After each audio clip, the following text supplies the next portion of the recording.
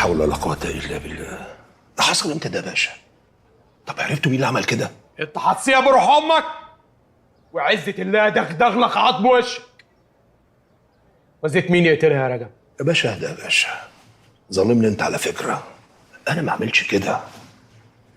وبعدين هعمل كده ازاي وانا محبوس عند معاليك؟ طب خليك فاكر الكلمتين دول كويس.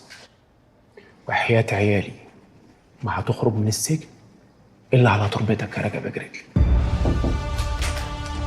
شروق ابراهيم يا فندم.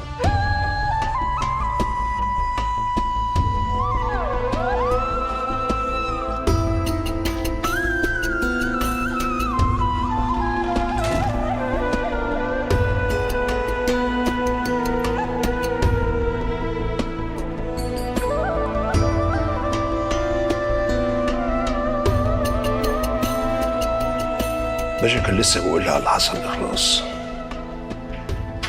زعلت قوي.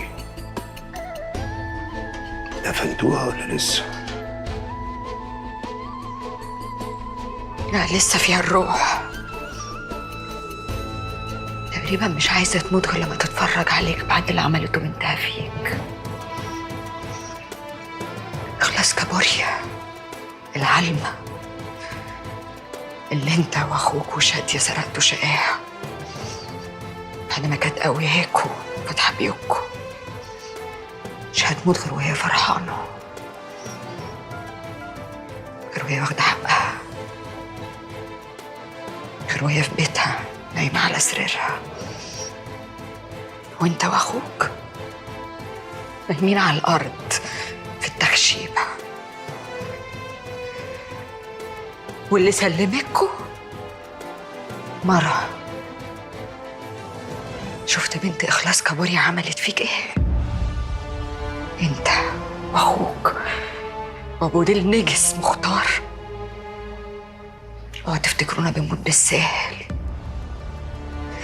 كان لازم تخلي اللي غزاها يتقل ايده شوية. المفروض الدنيا كانت علمتك ان إخلاص كابوريا متقعش بسهولة، وصوابع بنتها اللي معلمة على قفاك تشهد. أمانة عليك يا معتصم بيه. عايز أسيب فلوس للعسكري يدخل لقمة ودخان للرجالة الحجز، قصدي للهلافيت.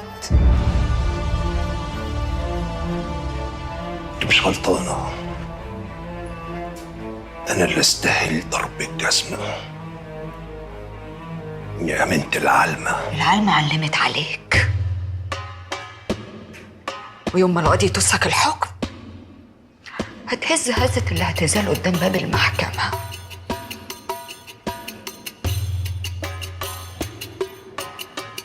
العلمة تكسب يا رجب يا جريتلي.